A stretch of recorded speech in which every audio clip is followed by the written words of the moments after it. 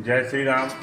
मेरे प्यारे मित्रों, आज हम संत कुमार त्रिपाठी देखिए एक नया टॉपिक लेकर के आपके सम्मुख उपस्थित हुए हैं, जो कि सभी बोर्ड परीक्षाओं में तथा प्रतियोगिकी परीक्षाओं में बार बार प्रश्न पूछा जाता है।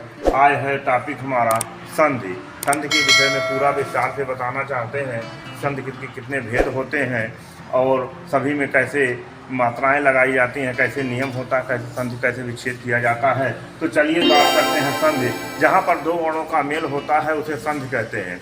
जहाँ पर दो शब्दों का मेल होता है उसे समास कहते हैं। तो संधि में केवल दो वर्णों के मेल को संधि कहते हैं। संधि के अगर भेद पूछे जाते हैं तो संधि के कुल 3 भेद होते हैं। एक स्वर संधि होता है, एक व्यंजन संधि होता है, एक विसर्ग संधि होता है।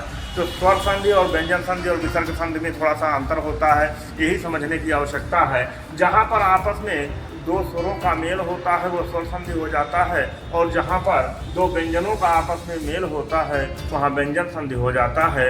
और जहाँ आधे शब्द के से अलग होकर के विसर्ग के रूप में परिवर्तन हो जाता है तो वहाँ विसर्ग संधि हो जाता है। बात करते हैं स्वर संधि।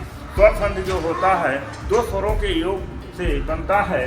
तो यहाँ देखिए स्वर संधि के कुल 5 भेद होते हैं।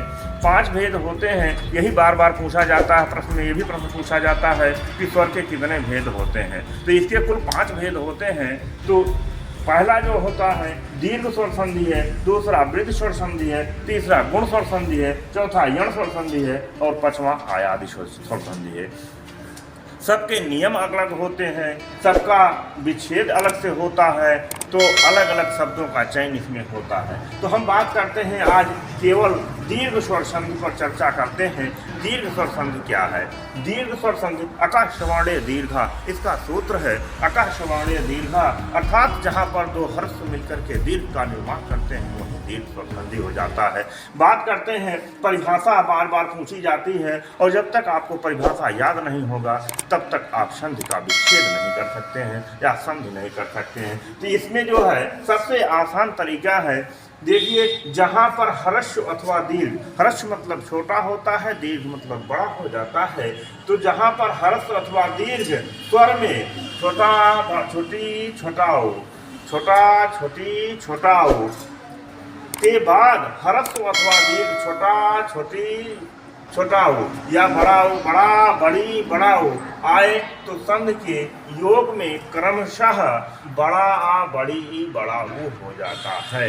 तो हम कह सकते हैं कि जहाँ पर दोनों ह्रस्व आ ई ऊ आ जाए या उसके बाद दूसरे में शब्द में भी आ ई ऊ आ जाए तो ह्रस्व अथवा दीर्घ चाहे जो होंगे, जब वो निर्माण होगा तो दीर्घ ही का निर्माण होगा। जैसे उदाहरण के तहत हम आपको बताना चाहते हैं, देखिए संधि, संधि विच्छेद और नियम। संधि का अर्थ होता है आपस में मिल जाना और विच्छेद का अर्थ होता है टूट जाना, और नियम के द्वारा ये टूटता है। तो यहाँ पर बार बार परीक्षा में पूछा जाने वाला 4-6 शब्द हम यहाँ लिख दिए हैं, यही परीक्षाओं में पूछा जाता है। तो मेरे प्यारे बच्चों, इसको बहुत गौर से ध्यान से इसको सुनिए और इसका विच्छेद देख लीजिए। विद्यालय बार बार पूछा जाता है।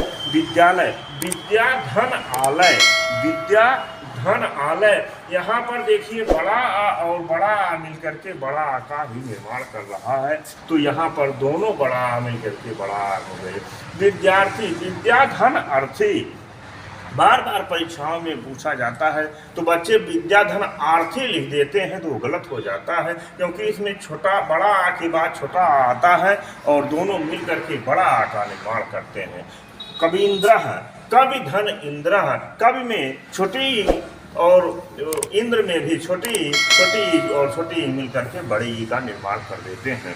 इसी प्रकार से गिरीशः, गिरि धन ईशः, गिरि, गिर में छोटी और ईशा में बड़ी, तो छोटी बड़ी मिलकर के बड़ी का निर्माण करते हैं। इसी प्रकार से ऊ में अगर ध्यान देते हैं तो भानुदय में भानु धन उदय हो जाता है।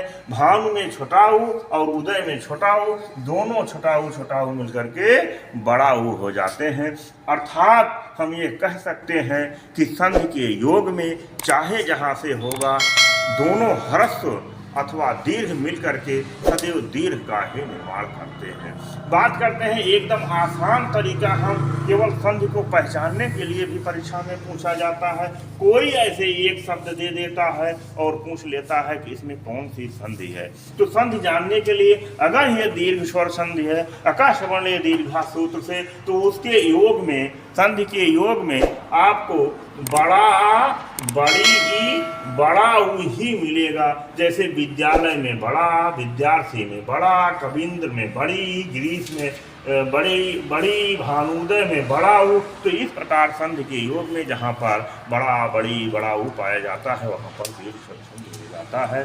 तो मेरे प्यारे बच्चों, वीडियो बहुत बड़ा ना हो इसलिए एक एक पार्ट लेकर के हम आपके सम्मुख उपस्थित होंगे।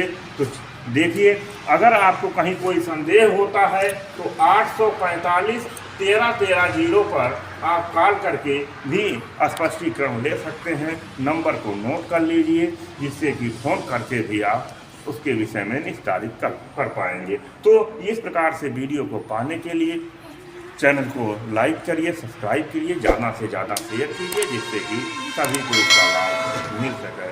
आज के लिए बस इतना ही। नए वीडियो के साथ पुनः उपस्थित होंगे। बहुत बहुत धन्यवाद।